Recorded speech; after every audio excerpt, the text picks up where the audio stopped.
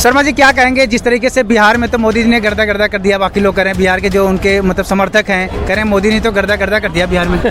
गर्दा गर्दा कर दिया। गर्दा एक कहते हैं, धूल और गुबार को भी गर्दा कहते हैं। वास्तव में उन्होंने बिहार को धूल और गुबार के अंदर जो है डुबो दिया। आने वाला वक्त बिहार का बहुत अंधकारमय है, बहुत अंधकारमय भविष्य है बिहार का। अगर वास्तव में इसे देखा जाए तो ये दो तरीके से चुनाव को हम देख सकते हैं। एक तो लोकतंत्र की चोरी जो हुई है वो तो जग जाहिर है सबके सामने, वरना ऐसा नहीं हो सकता था कि पूरे ग्राउंड लेवल पे हज़ारों लाखों करोड़ों की भीड़ जुड़ रही है, लाखों लोगों की भीड़ जुड़ रही है एक रैली में और सीटें कहीं नहीं आ रही। और उसके बाद पता चलता है जहाँ ज़मीन पे कहीं नज़र नहीं आ रही बीजेपी और जेडीयू, और उसके बाद वो पता चलता है कि इतनी 90 सीटें ले लेके 90% का स्टैक लेके वो आ रहे हैं। तो पहला सोचनीय विषय तो ये है। और दूसरा, अगर इसे अगर वोट का भी मान ले कि चलो वास्तव में बिहार की जनता ने वोट दे दिया तो 10,000 रुपये महीना उनको जो एक महीना भी नहीं, सॉरी 10,000 साल का जो दिया, एक बार का, साल का भी नहीं है वो तो, बल्कि हाँ एक बार जो 10,000 रुपये उनके खाते में डाले यानी आगामी 5 साल के लिए, उसका अगर एवरेज निकाला जाए तो पर मंथ वो बैठता है मुश्किल से लगभग 166 रुपये, यानी कि लगभग 5.5 रुपये पर डे।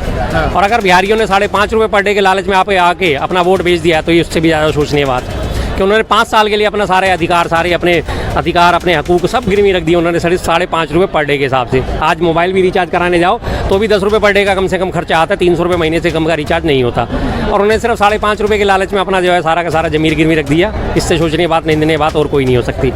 अब उन्हें सब याद, ये सब चीज़ें धूल मिट्टी में चली गई। जब गर्दा उड़ाने वाली बात है तो गर्दे में वो सारी चले गई। जो बिहार में 1.5 महीने के अंदर 1.5 दर्जन से ज़्यादा पुल टूटे थे, गए गर्दे में।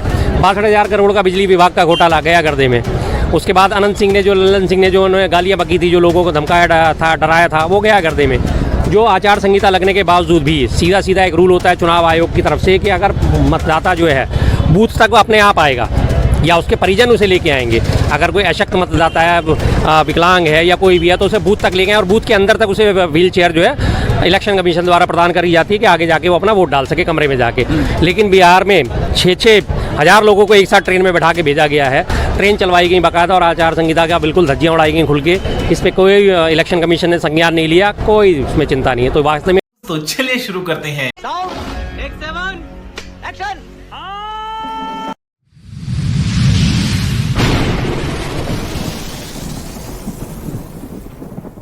नमस्कार दोस्तों, स्वागत है आप सभी का मैंने आज के इस नए वीडियो में। दोस्तों, बिहार इलेक्शन बीजेपी के जीतने के बाद हर जगह जय मोदी के नारे लग रहे हैं। तो दोस्तों, इसके बाद शर्मा जी ने डिबेट में जो बताया है कि बिहार वालों का जो हाल होने वाला है वो बद से बदतर होने वाला है। और दोस्तों, इसकी शुरुआत हो चुकी है। जो 10,000 रुपये के लिए बिहार के लोगों ने उन्हें वोट दिया था, अब उनके घर तोड़े जा रहे हैं। यही 10,000 अब उन पर महंगा पड़ रहा है। तो दोस्तों, आइए पहले वीडियो देखते हैं, फिर आगे की बातचीत करते हैं। धूल उड़ाना है, वो वास्तव में धूल से भर दिया सारा का सारा लोकतंत्र का इतिहास। और उसके बावजूद भी अगर इलेक्शन वाले दिन से पहले तक भी लगातार उनको पैसा बांटा जा रहा है, जो कि पैसा बांट रहे हैं इलेक्शन की आचार संहिता का साफ उल्लंघन होता है, और वो पैसा बांटा जा रहा है इलेक्शन कमीशन ने उससे कोई संज्ञान लिया तो वाकई गर्दा उड़ गया है। बाकी गर्दा उड़ गया है कि अगर वहाँ पे जब वीवीपैट सड़कों पे पाई गई हैं, 2-2, 3-3 घंटे जो है स्ट्रॉन्ग रूम के CCTV बंद रहे हैं, तो वाकई गर्दा उड़ गया बिहार में। तो गर्दा, ये बड़ी अच्छी बात कही आप, उड़ा है बिहार में और कुछ नहीं उड़ा इसके अलावा बिहार में। मोदी जी कह रहे हैं कि विपक्ष जो है हमेशा जाति करता है, बिहार में नकार दिया गया। बिहार में लोग विकास को पसंद कर रहे हैं, इसलिए उन्होंने हमें चुना है। विकास ऐसा कि एक महीने में 1.5 दर्जन पुल गिर रहे हैं, ये विकास पसंद करा लोगों ने। बड़ी अजीब समझ है लोगों की, इसे विकास मान रहे हैं कि एक महीने में कितने पुल गिरे। पिछली सरकारों में 1 गिरा था तो हमारी सरकार में 12 गिरे, इस बात का ये विकास है। पिछली सरकार में 1 का घर जलाया गया था और हमारी सरकार में 85 महादलितों के टोले में आग लगा दी गई, 85 दलितों की झोपड़ियों में आग लगा दी गई। इसी वहाँ विकास की गिनती में गिन रहे हैं वो। यही नहीं, अभी और सुनिए। हॉस्पिटल में लोग इलाज कराने जाते हैं और हॉस्पिटल में अंदर गैंगवार हो रही है। अंदर हॉस्पिटल में लोग AK-47 और रिवाल्वर और पिस्टल लेके जा रहे हैं और जाके सरेआम गोलियां चला के आ रहे हैं, ICU में भर्ती बंदे को मार के आ रहे हैं। इसे अगर वो विकास गिनते हैं तो भाई साहब वैसा विकास तो बहुत बढ़िया है तुम्हारा। विकास नापने का पैमाना तो बहुत शानदार है फिर तुम्हारा। अगर इसे वो विकास मान रहे हैं तो जो कट्टे की वो बात कर रहे थे और कट्टे ही चलते हुए नजर आए सड़कों पे।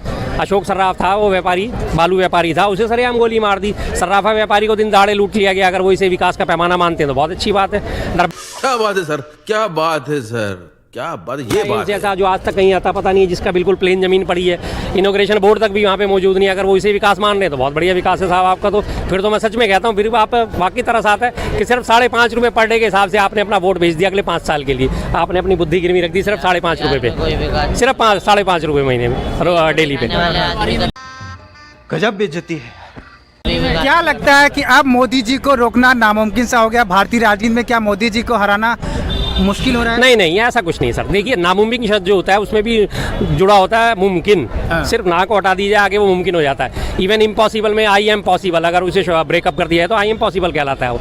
तो ऐसे तो बड़े बड़े, ये तो कुछ भी नहीं है मोदी जी तो। इनसे तो कितने बड़े बड़े तुर्रम खां आगे चले गए, मुसोलिनी आगे चला गया, हिटलर आगे चला गया, कर्नल गद्दाफी आगे चला गया, और वो मुअम्मर था वो आगे चला गया, सद्दाम हुसैन जैसे, जो अपने आप को बहुत बड़े बड़े तानाशाह समझते थे, जो अपने आप को किसी आगे समझते नहीं थे, किसी को नहीं समझते थे अपने आगे, वो सब चले गए। तो मोदी जी क्या है? ऐसा कुछ नहीं है, ये कुछ नहीं है ये सोचना। सिकंदर जैसे धुरंधर आज कहाँ है? कहाँ है उनकी कब्र? औरंगजेब जैसे, जिसके बारे में लगातार बात करी जाती थी, बड़ा उसने अत्याचार करा, बड़ा अत्याचार करा, कहाँ है वो औरंगजेब? मोदी जी की है कब्र में, है कब्र में। शाहजहाँ जैसे वो भी कब्र में, अकबर जैसे वो भी कब्र में, बाबर जैसे वो भी कब्र में। चंगेज खान अपने पूरे जीवन काल में उसने 3 करोड़ लोगों का कत्ल करा था। 3 करोड़ लोग कम नहीं होते, जब आबादी भी जो बहुत ज़्यादा नहीं होती थी। चंगेज खान आज तक का सबसे बड़ा हत्यारा माना जाता है चंगेज खान को पूरी मानव जाति के इतिहास में। वो कहाँ है? वो भी खत्म हो गया। तो ये मोदी जी क्या है? इस सज्जन को क्या तकलीफ है भाई? नहीं, ऐसा नहीं होता। बदलाव सब हो जाता है। जो आज ऊपर जा रहा है वो नीचे आएगा। मैं तो गीता की बात पे विश्वास करता हूँ। जिसका उत्थान है उसका पतन निश्चित है, जिसका उत्थान है उसका पतन निश्चित है। 8,848 मीटर चढ़ के आप माउंट एवरेस्ट की चोटी में पहुंचोगे, लेकिन आप कितने दिन रुक लोगे वहाँ पे? 1 दिन, 2 दिन, 4 दिन आपको नीचे आना ही पड़ेगा। और ये परम सत्य है, अटल सत्य है, इसमें कोई दो राय नहीं है। क्या बात है सर, क्या बात है सर, क्या बात है? ये जी बात कह रहे हैं कि जिस तरीके की राजनीति कांग्रेस कर रही है वो MMC बन चुकी है, यानी कि मुस्लिम माओवादी कांग्रेस बन चुकी है। ठीक है, कर रही है। अगर वो मुस्लिमों की राजनीति तो बुराई क्या है? इस भारत देश में 140 करोड़ की जनसंख्या में 25 करोड़ मुसलमान हैं। 25 करोड़ मुसलमान है तो क्या उनके लिए राजनीति नहीं करनी चाहिए? क्या उनको हक नहीं मिलना चाहिए? क्या उनको हाशिए पे डाल दें कि भाई तुम मुसलमान हो, तुम्हारे लिए तो कोई वो नहीं है, तुम्हारे लिए सारे रास्ते बंद है? क्या वो देश की तरक्की में योगदान नहीं देते मुसलमान? या सिर्फ एक भी चीज़ ऐसे बता दो कि मुसलमानों को कोई भी चीज़ मुसलमान होने के एवज में महंगी मिलती हो या सस्ती मिलती हो? कोई सी एक चीज़ जिसमें मुसलमान कंट्रीब्यूट ना करते हो। पेट्रोल लेने जाएंगे तो हमें भी 94 रुपये का मिलेगा, तो उन्हें भी 94 रुपये का मिलेगा। 5 रुपये का बिस्कुट हम खरीदने जाएंगे बाजार से तो हमें भी 5 रुपये का मिलेगा, उन्हें भी 5 रुपये का मिलेगा। कौन सी चीज़ है जिसमें उन्हें सब्सिडी मिल जाती है कि मुस्लिम होने के नाते उन्हें कोई चीज़ ऐसी सस्ती मिल जाती है कोई ऐसी चीज़? कोई भी ऐसी चीज़ नहीं है। ये तो सिर्फ लगातार फैलाया जाता है कि मुस्लिम ऐसे, मुस्लिम वैसे, हमारी सब्सिडी पे पलने वाले। जितना टैक्स आप दे रहे हो उतना टैक्स मुस्लिम भी दे रहे हैं। जो गाड़ी आप खरीद के ला रहे हो रोड टैक्स दे के, वही गाड़ी वो भी खरीद के ला रहे हैं रोड टैक्स दे के। जो टोल टैक्स आप चुका रहे हो वही टोल टैक्स वो भी चुका रहे हैं। क्या टोल टैक्स पे उनकी टोपी देख के उनका टोल टैक्स कम कर दिया जाता है? नहीं भाई, 150 रुपये नहीं तेरे तो 100 रुपये बने, तू तो मुसलमान है। ये बड़ी अच्छी बात कही है। कहाँ है? पूरे 25 करोड़ लोग भारत की तरक्की में योगदान दे रहे हैं, तो उन्हें कैसे हम हाशिए पर डाल देंगे? नहीं डाल सकते। कोई भी एक चीज़ अगर है तो सस्ती बता दो।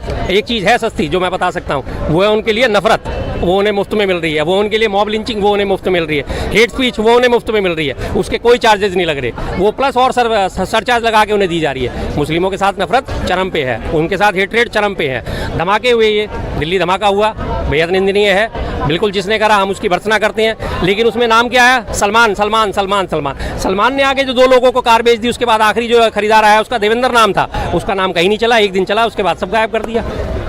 क्या कहना क्या चाह रहे हैं भाई आप? अगले दिन ही सारे न्यूज़पेपर में हर जगह यही था कि सलमान ने खरीदी, सलमान के ऊपर, सलमान ने खरीदी, सलमान के ऊपर। ठीक है, सलमान भी अभियुक्त होगा, टांगो फांसी पे, पकड़ो उसे, टांगो फांसी पे। लेकिन देवेंद्र भी अभियुक्त है तो उसे भी फांसी पे टांगो। बराबरी का दर्जा दो ना साहब। कानून सबके लिए बराबरी की नज़र से देखता है, तो दोनों को बराबरी की नज़रों से देखो। लेकिन नहीं, ये तो फ्री में मिलेगा ना उन्हें। सिर्फ एक ही चीज़ है जो उन्हें सस्ती मिलती है, बाकी हर चीज़ में वो बिल्कुल बराबरी का योगदान रखते हैं जो हम रखते हैं। उनका मतलब कांग्रेस की राजनीति मुस्लिम तुष्टीकरण पर टिकी हुई है। किस बात का तुष्टीकरण? जब आप 100 करोड़ लोगों को कहते हो, जब आपका एक वो फेकेंद्र शास्त्री यहाँ से पदयात्रा निकालता है हिंदू राष्ट्र बनाने के लिए, ये तुष्टीकरण नहीं है?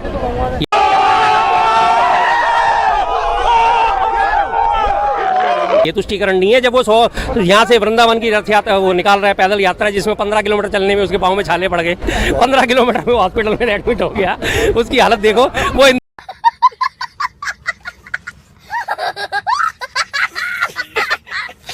राष्ट्र बनाने चला है, तो ये गलत नहीं है। भारत के संविधान में अगर हिंदू राष्ट्र की बात करना गलत है, खालिस्तान की बात करना गलत है, गजवाए हिंद की बात करना गलत है, हर चीज़ गलत है।